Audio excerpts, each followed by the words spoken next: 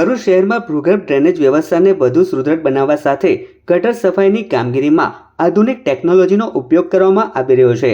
ગટરના બ્લોકેજ દૂર કરવા માટે હાઈ પ્રેશર જેટિંગ અને સક્શન મશીન જેવી મશીનરીનો ઉપયોગ થવાથી સફાઈ કામગીરી ઝડપી અને અસરકારક બનવાની આશા છે। હાઈ પ્રેશર જેટિંગ મશીન પાણીના ભારે દબાણથી ડ્રેનેજ લાઇનમાં જામેલો કચરો, કાદવ અને અન્ય અવરોધો દૂર કરવામાં મદદરૂપ બને છે, જ્યારે સક્શન મશીન દ્વારા ગટર લાઇનમાંથી કાદવ, સ્લજ અને ઘન કચરો બહાર કાઢી શકાય છે। આવી મશીનરીથી વારંવાર સર્જાતા ગટર બ્લોકેજ અને ઉભરાવાની સમસ્યાના નિવારણમાં આવી મશીનરીથી મદદ મળી શકે છે। આધુનિક મશીનરીનો સૌથી મહત્વનો ફાયદો સફાઈ કામદારોની સુરક્ષા સાથે જોડાયેલો છે। અગાઉ ગટર અને મેનહોલની સફાઈ માટે શ્રમજીવીઓને ગટરમાં ઉતરવાની ફરજ પડતી હતી। ગટરમાં ઝેરી ગેસ, ઓક્સિજનના અભાવ અને અન્ય જોખમોના કારણે ગંભીર અકસ્માતો સર્જાવાની શક્યતા રહેતી હતી।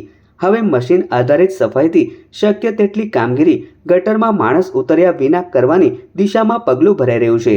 ડ્રેનેજ લાઇનની સ્થિતિ તપાસવા માટે સીસીટીવી કેમેરા જેવી ટેકનોલોજીનો ઉપયોગ પણ કરવામાં આવે છે।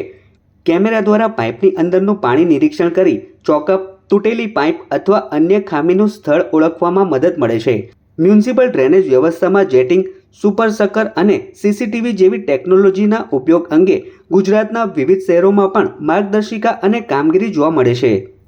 પહેલાં આપણી પાસે આ બધી ટેકનોલોજી નહોતી, માણસો જેમ કે આ બકેટનું ને એ બધી ટેકનોલોજી નહોતી, એટલે માણસોને આપણે નીચે ઉતરવું પડતું હતું ચેમ્બરમાં, જેથી માણસોનો જીવનો જોખમ રહેતો હતો, એમને ગેસ લાગવાનો પ્રોબ્લેમ રહેતો હતો અને માણસોને અંદરથી જ બધું કાઢવું પડતું હતું। હવે આ બધી ટેકનોલોજી આવી ગઈ છે, બકેટની ને એ તે જેટિંગ મશીન છે, પછી રોબોટ છે અને અમારી પાસે બીજી ટેકનોલોજી છે, જેમ કે રોડ હોય એમાં આપણે ચેમ્બર કઈ જગ્યાએ છે, ઉપર રોડ બની ગયો હોય, ચેમ્બર કઈ જગ્યાએ છે આપણે ગોતવું હોય તો એના માટે અમારી પાસે મશીન છે, જેથી રોડ તૂટે નહીં અને એ બધી ટેકનોલોજી છે। અને આપણી પાસે માણસ ઉપરથી જ ક્લીન કરી શકે એવા બધા મશીનરી છે, જેથી માણસોના જીવનો જોખમ રહેતો નથી।